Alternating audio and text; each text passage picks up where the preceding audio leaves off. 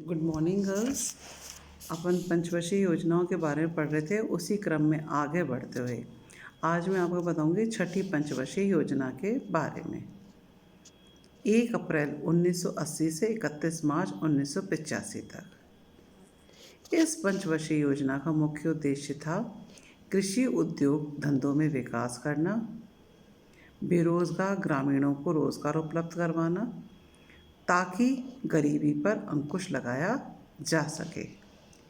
इस योजना में समन्वित ग्रामीण विकास कार्यक्रम तथा राष्ट्रीय ग्रामीण रोजगार कार्यक्रम पर काफ़ी जोर दिया गया। किस किस पे दिया गया? एक तो समन्वित ग्रामीण विकास कार्यक्रम और राष्ट्रीय ग्रामीण रोजगार कार्यक्रम पर काफ़ी जोर दिया गया। इस योजना के प्रारंभिक वर्ष बड़े ही दुखद रहे थे, क्योंकि सन 1980 में देश में बड़ा भयंकर अकाल पड़ा था। पेट्रोलियम पदार्थों की कीमतें लगातार बढ़ रही थी। अतः इस योजना में राष्ट्रीय वृद्धि दर में बढ़ोतरी करने का लक्ष्य रखा गया। इसके लिए निर्यात पर जोर दिया गया, परंतु बड़े उद्योगों को पहले जैसी प्राथमिकता नहीं दी गई थी। खाद्यान्न उत्पादन में 154 मिलियन टन का लक्ष्य प्राप्त किया गया था। राष्ट्रीय आय में वृद्धि 5.4% थी। फिर है 7वीं पंचवर्षीय योजना। ये थी 1 अप्रैल 1986 से 31 मार्च 1990 तक। इस पंचवर्षीय योजना का मुख्य लक्ष्य था खाद्यान्न उत्पादनों में तेजी लाना, सिंचाई क्षमता को बढ़ाना तथा रोजगार सृजित करना। यह छठी पंचवर्षीय योजना से भिन्न था, क्योंकि इस योजना में उत्पादकता के साथ ही रोजगार के अवसर को बढ़ाने पर भी काफ़ी जोर दिया गया था। इसके लिए दीर्घकालीन योजनाओं को चलाने पर भी जोर दिया गया था, और जिसका लक्ष्य था आगामी 15 वर्षों में भारत को स्वपोषित अर्थव्यवस्था बनाना, और राष्ट्रीय आय में वार्षिक वृद्धि दर 5.8% थी। फिर है 8वीं पंचवर्षीय योजना। ये शुरू हुई थी 1 अप्रैल 1992 से 31 मार्च 1977 तक। मतलब 1 अप्रैल 1992 से 31 मार्च 1997 तक। 8वीं पंचवर्षीय योजना का उद्देश्य था मानव विकास करना। इसके लिए शताब्दी के अंत तक भारत की साक्षरता दर 100% प्राप्त करना था तथा वर्ष 2000 तक सभी लोगों को रोजगार उपलब्ध करवाना था। वर्ष 2000 तक सभी को सुरक्षित पेयजल उपलब्ध करवाना भी लक्ष्य में शामिल था।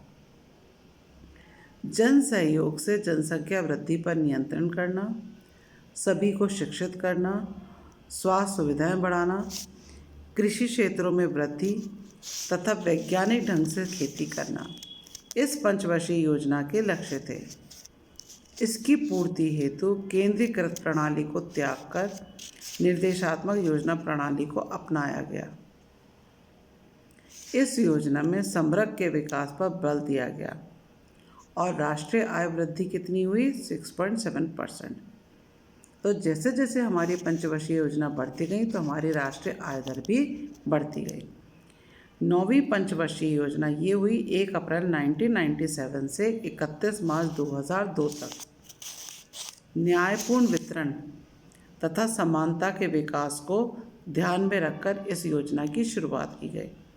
न्यायपूर्ण वितरण तथा समानता के विकास को ध्यान में रखकर इस योजना की शुरुआत की गई थी, और इस योजना का मुख्य उद्देश्य था कृषि और ग्रामीण विकास को प्राथमिकता देना, रोजगार सृजन करना ताकि ज़रूरतमंदों को रोजगार मिल सके, ग्रामीण मजदूरों को पलायनवादी प्रवृत्ति पर रोक लगाना तथा गांवों में ही रोजगार की व्यवस्था करना ताकि वे गांवों में रहकर ही रोजगार प्राप्त कर सकें।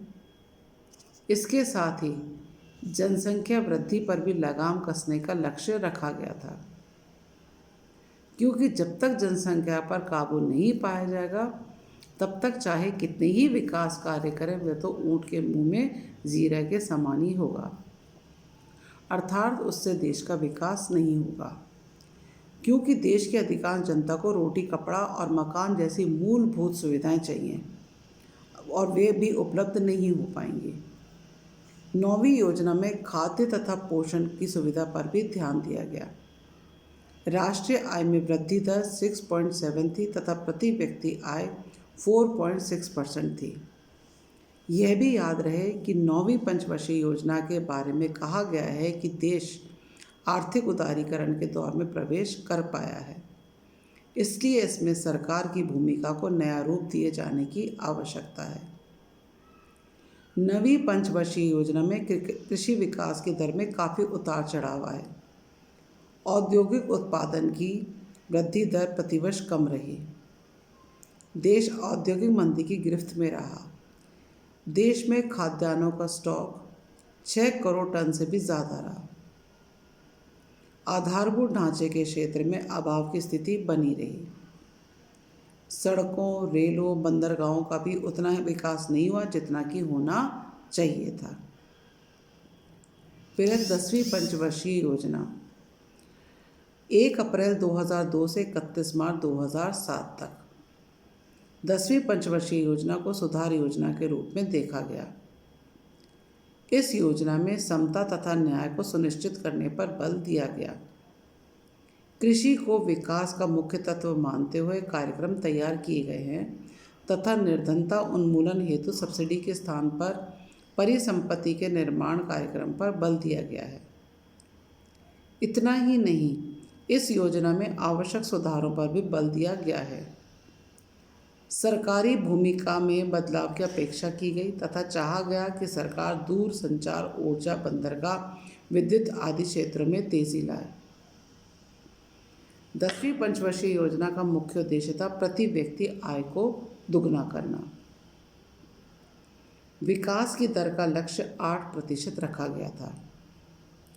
इस योजना में कई लक्ष्य रखे गए जिसमें से प्रमुख हैं जनसंख्या पर लगाम कसना, वनों का विस्तार करना, साक्षरता दर बढ़ाना, पंचायती राज को बढ़ावा देना, सभी स्कूलों को 2003 तक सभी बालकों को 2003 तक स्कूल भेजना, निर्धनता अनुपात को 26% से घटाकर 21% तक लाना और रोज़गार का अवसर उपलब्ध करवाना। तो ये थी हमारी 10वीं पंचवर्षीय योजना। तो आज अपन पढ़ी है 6ठी, 7वीं, 8वीं, 9वीं और 10वीं पंचवर्षीय योजना, जिसके बारे में मैंने आपको विस्तार से बता दिया कि हर पंचवर्षीय योजना का उद्देश्य क्या था। अब आगे की क्लास में अपन नेक्स्ट चैप्टर में पढ़ेंगे।